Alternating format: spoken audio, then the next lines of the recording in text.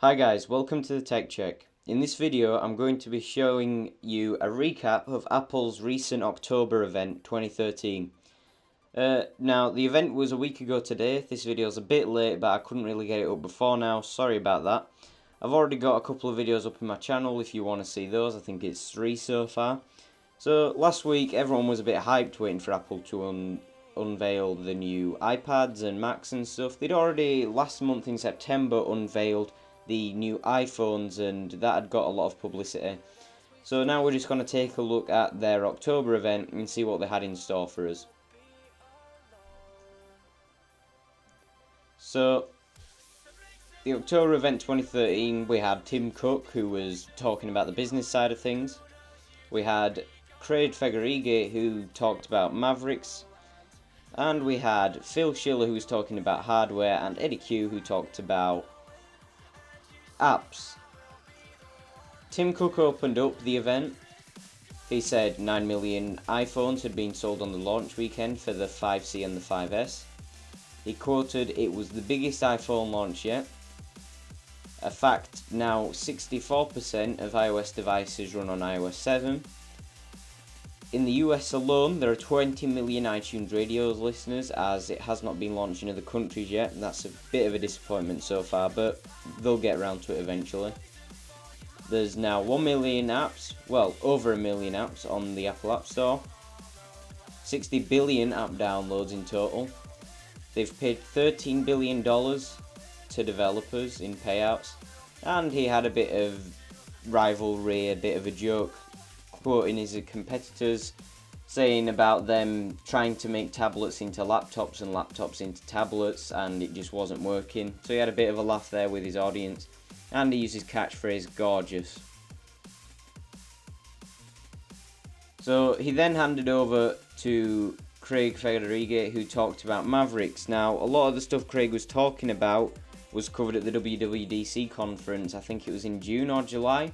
So he refreshed our memory about compressed memory in OS X Mavericks, extended battery life, interactive notifications. So as you can see in the photo there on the right hand side, when a notification pops up in Mavericks, you can click and you can reply back to it from the actual notification itself. He showed some redesigned apps such as Maps and other things like Calendar, which have been redesigned to look a bit more like the iOS flatter layout that's now being integrated. And then he came up with the big shock that compared to his competitors, which he had a photo of Windows 8 on the screen, he said it's absolutely free. Now in the past, for these software updates to iOS 10, Apple have normally charged maybe around $20 or something around that price, but now it's absolutely free. So a lot of people were happy to see that. They thought it was a nice step forward for Apple, who can normally overprice things a little. He then handed over to Phil Schiller, who covered first of all MacBooks. He talked about the 13-inch MacBook, which was now £3.46 and is now 0.71 inches thin.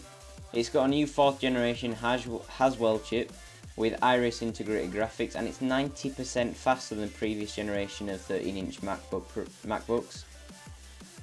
MacBook Pro, that is, by the way. Sorry guys, I haven't mentioned that. The battery life has been increased from 7 hours to 9. And the new MacBooks have been dropped in price. The new 13-inch MacBook Pro starts at $12.99, and that's down from $14.99. So Apple have again, they've cut prices. And you can see there some of the specs to do with the internal. And it says there they were shipping on that very day. So there's a picture and it shows the price for the 13-inch. He talked about the 15-inch MacBook Pro, and that as well, but has been upgraded a bit. It's got an Intel Crystalwell processor, quad-core with Iris Pro graphics, and increased. It's now got 8 hours of battery life, up from 7. It's got faster Wi-Fi and a few other features. That starts at just under $2,000, and that's down from $2,200. So that was another nice price cut from Apple.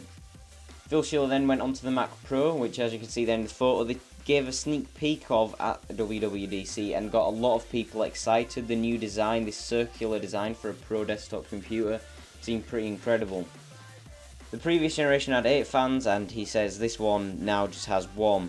And that's basically because of this new design, where the fan is down the middle. It's just one big cooling system. It's got an eighth of the volume of the previous generation Mac Pro. It has a next generation Xeon E5 quad 6, 8 or 12 core processor, although on the website I think it was the 12 core or the 8 core was missing. It can support 4K displays as well as a lot of other things, which as you can see here on the specs. I'm not going to go through those. I'm not going to go through all those specs, but you can pause it if you want to read them all. It's also a lot more efficient. It's no louder than a Mac Mini, and it saves a lot of power. It starts at $3,000 for the basic model, which has a 3.7 GHz quad-core Xeon. It has 12GB DRAM, a dual FirePro D300. By the way, all of these Mac Pros have dual FirePro workstation GPUs from AMD, and it's got a 256GB SSD. It's not only designed by Apple in California, it's also assembled in the US by workers that they've got working over there, and that's available in December. Then we just got some photos here showing some of the specs which they had up on their presentation on the day. And then in the bottom right you can see on that photo they had a video of people in real life. There was music studios, film studios using the new Mac Pro. And as you can see there, it's absolutely tiny compared to the old one.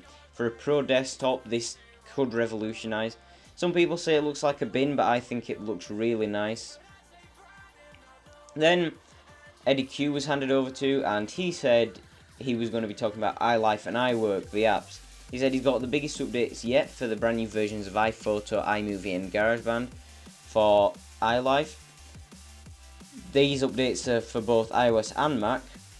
And there's the new logos. I'm just going to show you some photos here. I'm not going to go into depth about these new apps. I don't think they're too important. It was mainly just a flatter redesign to match the iOS 7 look. GarageBand has got a few new cool features in terms of musicians and stuff, but you can research that if you want. I'm not too keen on it. iWork, there's the new app icons. That's for Pages, Keynote and Numbers. They have all been updated to take advantage of iOS 7, and on the Mac they've been rewritten from the ground up, said Eddie Q. They're more powerful with a brand new UI, that's a tongue twister there for you. Pages is a better way to edit documents on the iPad with a new toolbar at the top of the keyboard to change the format. Numbers could now create even better spreadsheets and charts, and Keynote is apparently the gold standard, as Eddie said, of presentation apps in new effects and animations. And at the same time they have got iCloud, which allows multiple users to edit the same document at the same time.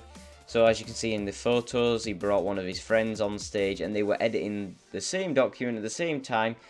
As you see in the top right there, that photo shows them both editing it and putting different features on it, so you can have co-workers from around the world in their offices working on it and working on a project together. That's a really nice feature for business people, I think. So once Eddie Q came off, Tim Cook came back on to talk about the business side of iPads.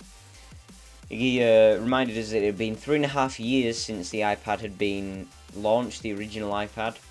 170 millionth iPad had been sold that month in October.